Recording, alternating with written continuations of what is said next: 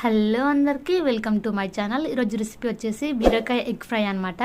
So సింపుల్గా టేస్టీగా ఎలా చేయాలో చూపిస్తాను.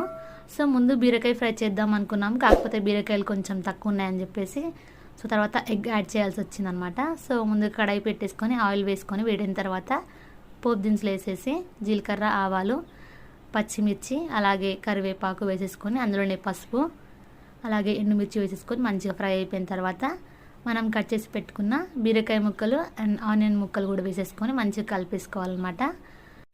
బీరకాయ ముక్కలు, ఆనియన్స్ ముక్కలు మంచిగా ఫ్రై అయిపోయే వరకు అయితే మనమైతే ఫ్రై చేసుకోవాలి. సో ఆయిల్ కొంచెం ఎక్కువగానే పడుతుంది అనుకోవచ్చు, కాకపోతే మనం ఎంత తక్కువ వేసుకుంటే అంత మంచిది.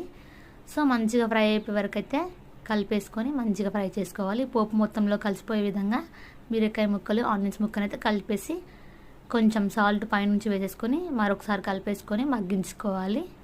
సో ఇక్కడ మేము బీరకాయ ఫ్రై చేద్దాం అనుకున్నాము, కాకపోతే బీరకాయలు తక్కువ ఉన్నాయి, ఆనియన్స్ ఎక్కువ ఉన్నాయని చెప్పేసి దీంట్లో లాస్ట్కి ఎగ్ యాడ్ చేయాల్సి వచ్చిందనమాట. సో ఇదే బీరకాయ ఎగ్ ఫ్రై అనమాట. సో మనం నార్మల్గా కర్రీ చేసుకుంటాం కదా, సేమ్ అలాగే అనమాట. సో అవి మంచిగా ఫ్రై అయిపోయిన తర్వాత దాంట్లోనే కారము, అలాగే కారానికి సరిపడా ఉప్పు వేసేసుకొని మంచిగా కలిపేసుకోవాలి. సో బీరకాయ, ఆనియన్స్ అయితే మంచిగా మగ్గిపోయాయి అనమాట.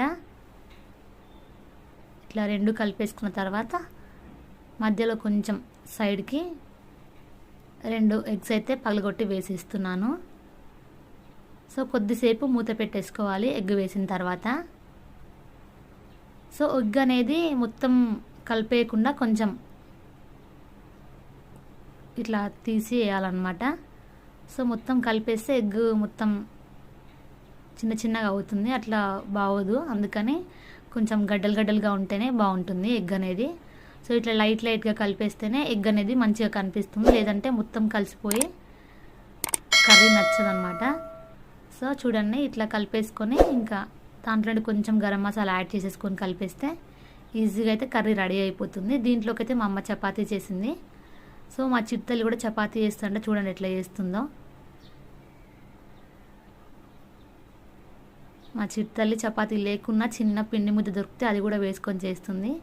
చాలా రోజులైంది కదా మా చిట్టలని చూపియక్క, ఇంకా తనైతే పిండితో ఆడుకుంటూ ఉందన్నమాట. సో మొత్తానికైతే కర్రీ రెడీ అయిపోయింది. ఎప్పుడైనా ట్రై చేయకపోతే ఖచ్చితంగా ట్రై చేసి చూడండి. సో అన్నంలోకి చపాతీలు కూడా చాలా టేస్టీగా ఉంది.